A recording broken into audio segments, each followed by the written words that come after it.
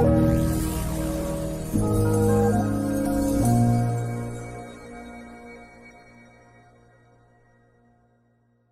back to a new episode of Quick Flicks on Bharat TV. I'm your host, Saar Zutshi. Today's film is the 2017 rom-com The Big Sick.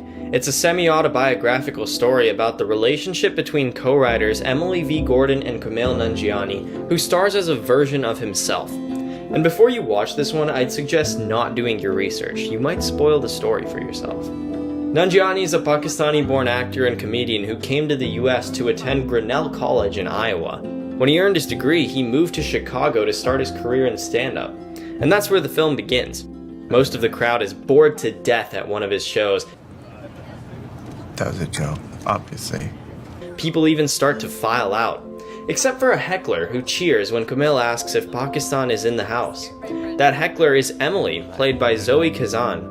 Kumail approaches her at the bar afterwards, kicking off a relationship that he hides from his ultra-traditional Pakistani parents. My cousin Rehan married an Irish woman and he was kicked out of the family. Nobody is allowed to talk to him. Who meanwhile continue to try and arrange his marriage. But after a few months, Emily finds photos of all the women he's been forced to meet, and when Kumail says he's unsure of their future together, she breaks up with him.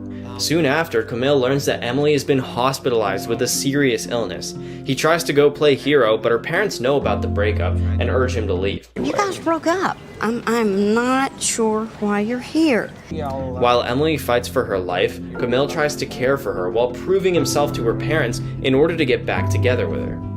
As you'd probably expect from a comedian, this movie is very funny.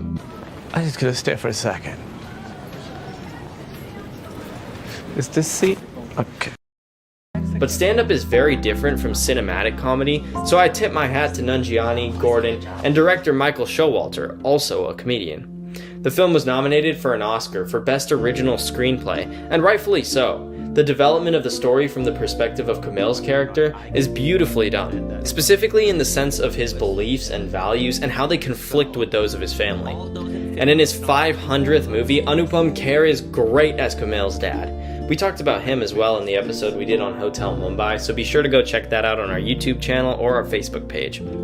Overall, this one will get a 7 out of 10. It's a well-developed rom-com that isn't cheesy and forced, and because of that, even the fictionalized bits of the story just seem to work.